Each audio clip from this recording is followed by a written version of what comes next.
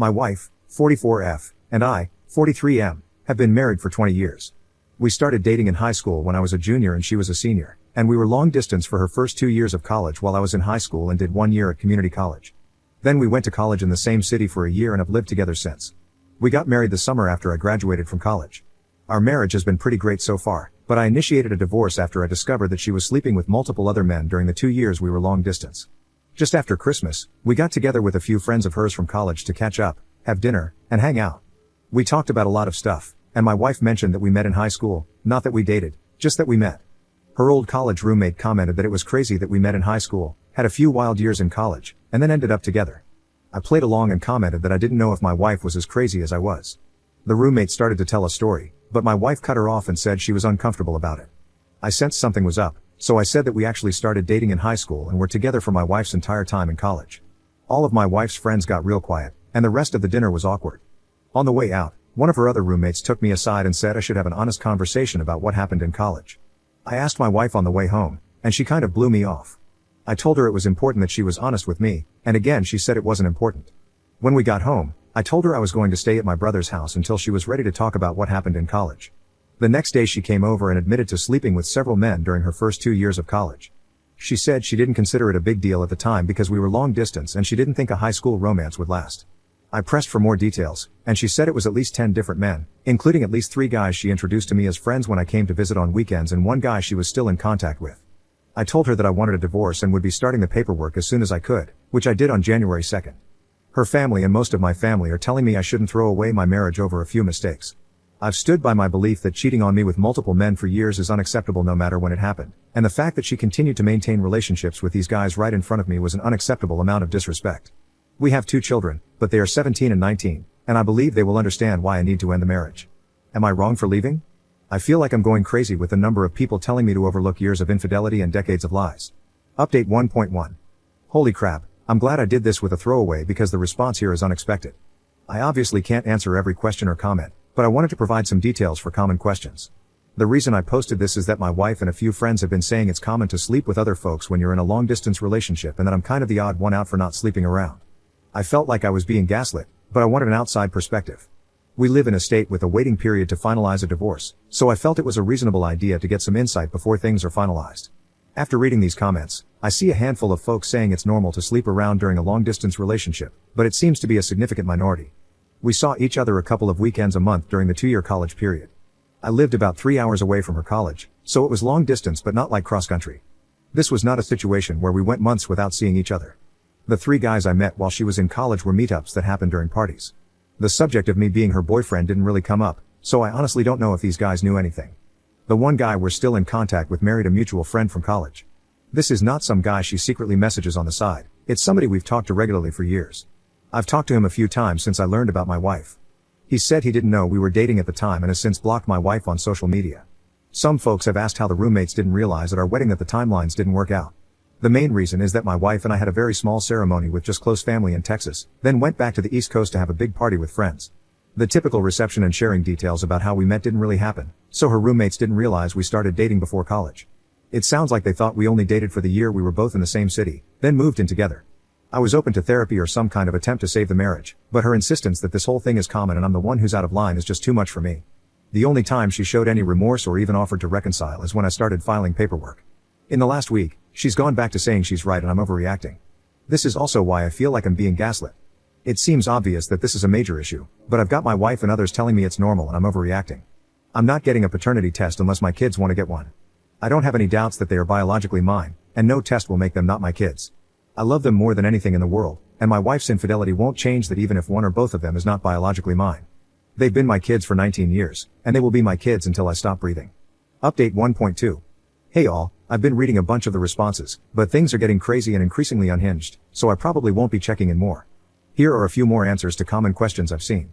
We were definitely exclusively dating at the time. First, dating culture was a lot different 20-ish years ago, and being exclusive was kind of the default for most people. Second, we had a long and difficult discussion before she left for college about continuing the relationship long distance. She specifically wanted to stay together and even joked about her dad coming after me if I started sleeping around with girls at my school. Finally, at my senior prom, she was not able to attend and was very upset when I proposed going with a platonic female friend of mine. As a result, I ended up skipping my prom and hanging out with her instead. While we never said the word exclusive, I think the above reasons, combined with the general relationship before she left, are enough to assume exclusivity. Based on some comments here, I followed up with the friend that said I should have an honest conversation. She told me that 10 guys would be on the low end and that her biggest concern was that there was apparently at least one pregnancy scare that I didn't know about. I honestly don't think that really changes much. It's less about the number for me and more about the fact that she seems incapable of recognizing why this was wrong or why I feel betrayed. Thank you all for the helpful responses, even those that disagree with me. I will still be open to therapy if she's willing, but I honestly feel like it would be more about us being successful co-parents and finding closure than saving our marriage. Update 2. I wanted to provide some updates here as my original post got a lot of traction. First, let's talk about the things I learned about the situation in college. After talking to my wife in therapy sessions and texting with 2 of her roommates, it's clear that her roommates knew something was up in college. They said they thought the situation was weird and likely involved cheating. My wife had told them that we both had some wild times in college and worked it out before we got married, so they never really brought it up. The roommate who pulled me aside recently was uncomfortable with the fact that my wife clearly didn't talk it through with me and wanted me to know. As far as being introduced to guys she slept with, apparently that was not intended. One of the guys ended up dating and then marrying one of our mutual friends from college. This is the guy she was in contact with. In the other situations, she initially blamed me in the counseling session, but has now agreed it was bad. When I went to visit her, she planned to hang out in the room or just hang out together alone, but I wanted to go to a few parties because in high school and community college, I didn't really have parties to go to. She didn't expect me to meet the guys, but they were at the parties and she felt she didn't really have a choice. I still think this is kind of crappy, but it's not as bad as her intentionally parading me in front of the guys. Most of our discussion in therapy has been talking about why I think it's a big deal and she doesn't. She initially said that none of these guys were in relationships with her and it was mostly one-night stands or friends with benefits. Since she didn't view them as romantic relationships, she didn't see the big deal, her words, not mine. My opinion is that we never said that was okay, and she actively prevented me from doing the same. After digging into this across 2 sessions and my wife talking to some friends, she now agrees that it was a breach of our trust and relationship. This shared understanding has helped us talk about this situation more honestly and helped us get from arguing to talking, which is why I'm optimistic about co-parenting. Now, here's why I'm 100% set on divorce. 2 things came up that make me want to leave the marriage. First, about 10 years ago we went through a really rough patch and had an inactive bedroom for about 2 years. She had expressed that our bedroom life was becoming boring, so I tried to spice things up a bit.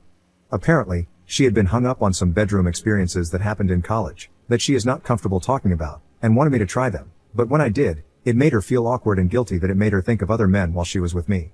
The fact that she's saying these experiences were meaningless, but they're still impacting our marriage tells me they meant more than she wants to say. Second, she admitted that she has been flirting with coworkers on business trips since the pandemic ended. She says she has never slept with anybody, but it got as far as going on a date with one of her male coworkers. That was the absolute deal breaker for me. We have told our children that we're getting a divorce. We told them it was due to some bad decisions that we made in college that we're having trouble moving past. My 19-year-old, who is in college, asked me if I cheated on my wife while she was away at college. My wife got a little shaken up, but admitted to the kids that she's the one who cheated. We have agreed to not share any additional details with the kids.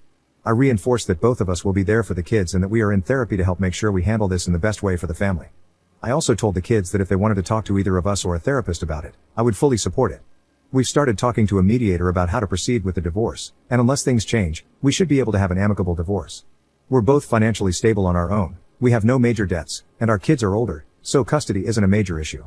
This has been a crappy couple of months for me, but I'm doing okay now and I honestly am grateful that my last post blew up because it both validated some of my feelings and motivated me to go to counseling with my wife.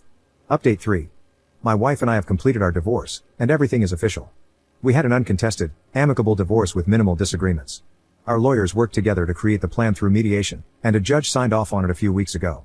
In the end, the actual divorce process was pretty straightforward.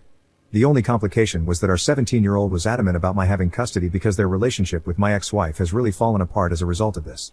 Initially, my wife dug in her heels and was ready to give up on the uncontested divorce, but my son pretty much told her she could choose between letting him have a break for a few months to process and rebuild, or force him to live with her until he turns 18 and risk never seeing him again. I felt this was a bit harsh, but my wife backed down, and we moved forward with my having primary physical custody until my son's birthday later this year. For my part, I have encouraged my son to be open to fixing things, as the actions my ex took before he was born didn't change the 17 years she cared for and loved him. Fortunately, as the divorce moved forward, he has been spending more time with my ex, and I'm optimistic they will work through this. In the end, we pretty much split our retirement and investments 50-50. For our house, my wife really liked the house and I didn't, so she kept the house and most of the furnishings and took out a mortgage to pay me back half of the equity and half of the estimated replacement value of the furniture. Pretty much all of our other stuff was either easy to split, my car and her car, my music gear and her hobbies, clothing, personal effects, etc., or we just agreed to sell it and split the resulting profit. Things were a bit easier for us because we had already documented most of our valuable items and electronics for an insurance rider we added to our home insurance a few years ago. Things have been going well for me personally. Both of the kids spend most of their time at my place, and we are still very close, which was my biggest fear in the divorce. I have a new house that I really love, and I gave in to the midlife crisis urge and traded in my outdated minivan for a Lexus LC 550. I even had a woman at work, not a close coworker, invite me out on a coffee date. While I was upfront with her that I'm not ready to date just yet, she said she would be happy to take a rain check and would be happy to go out with me when I'm ready. I'm honestly thrilled because she's really smart, has a great sense of humor, and our positions at work are far enough apart that we don't really work directly with each other at all. My ex and I are continuing to go through couples counseling together. We have transitioned into having closure on our marriage and making sure we maintain our relationship enough to be effective co-parents. While these sessions have been great to help me process things and keep things as healthy and positive as possible given the circumstances, it has also reinforced that divorce was the right option. It's clear from some answers in the sessions that my wife immediately started dating once the divorce process started, so whatever love was there was clearly on the way out already. I'm pretty sure the coworker she was just friends with dropped her off at our recent session. The fact that it doesn't even really make me mad is a good sign that I was also probably done with the marriage. In the end, it will take a long time for me to heal from the betrayal, but I feel like I'm making good progress and I can honestly say that the divorce was unquestionably the right decision. I've probably cried more in the last 4 months than I have in the last 20 years, but for the last month or so, I feel genuinely good about myself for the first time in a long time. I'm enjoying having my own life, been busy getting my 17-year-old ready for college in the fall, and looking forward to a coffee date with a smart, funny woman in a month or two.